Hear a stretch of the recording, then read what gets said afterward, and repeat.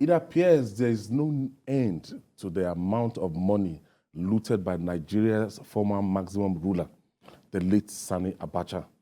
The United States government has signed an agreement with the federal government to repatriate $23 million of another Abacha loot to Nigeria.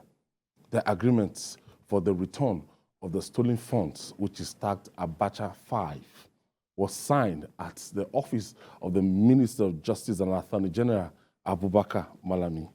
Jire, I sent a chat to our producer before we started the program, and just looking at the listing, 1998, it was said to have returned $750 million, $2,064 million, and on and on and on. And this is the latest one. And when you see $23 million, when you check the exchange rate right now, and I don't know, Abacha was like a banker to Nigeria. Maybe he kept that money for us because it's so unbelievable that years after, you know, his exits as the head of state and from this world, we're still gaining from Abacha loot. Well, I understand the point that you are trying to make, but I hate it. Because I've had some people say, no, he didn't steal it, he kept it for us. It's a very stupid thing to say. What kind of... You know what exposes the stupidity in that claim?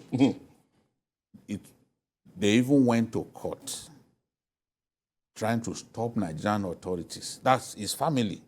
Trying to stop Nigerian authorities from having access to some of the funds that he laundered that had already been seized by the order of the court. They went as far as Supreme Court. And some Nigerians will sit somewhere and be saying, oh, he didn't steal it. Oh, he was merely, he helped us to keep the money. He helped us to save for the rainy day. So when he helped us to keep the money, his own family. You know, Nigerians talk about things that they know next to nothing about. Obasanjo regime had to sit with the family and agree in settle out of court. Yes, to discontinue the court process. They agreed that they will release $1.5 billion. Yes, to Nigeria. That's what some people said that he helped us to keep. If he helped us to keep it, maybe they will simply tell us where everything was and we will go and pick it. They had to negotiate with the family for the family to even concede our money. Now, look at, there was a survey that was conducted about the greatest, in inverted commas, self-enriching world leaders. Abacha came fourth. And in that survey, it was estimated that he stole up to $5 billion, that the family stole up to $5 billion. I've heard people say, oh, it is because Abacha is dead. That is why they are discovering where he kept his money. When others die, we will also discover that. I don't think absolute rubbish. Idiagbon was Nigeria's number 2. He's dead. Nobody has discovered the billions that Idiagbon stole. Shehu Shagari was president for a little more than 4 years. Nobody has discovered where Shehu Shagari even kept 20 naira of Nigerian money. And I know that others will die because there's nothing the Nigerian cannot defend. There's nothing the Nigerian...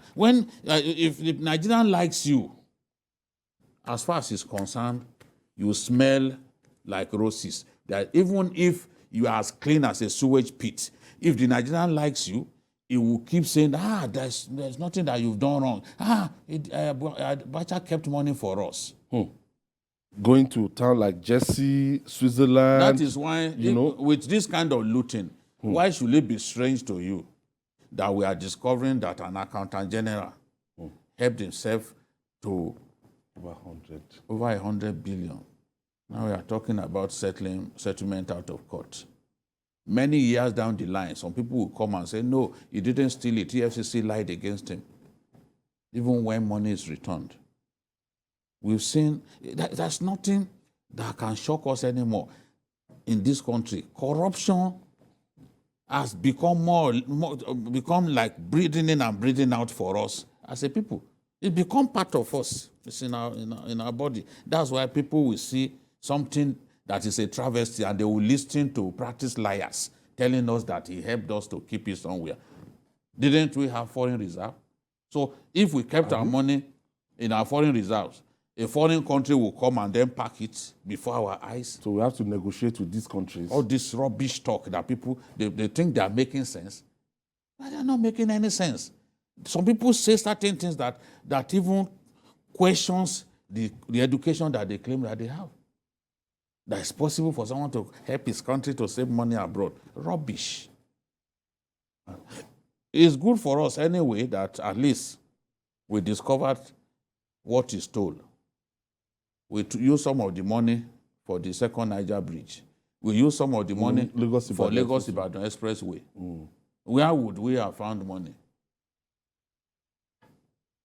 We are a country that is broke. Let nobody deceive you. A country that is spending more money to service its debt than it is generating.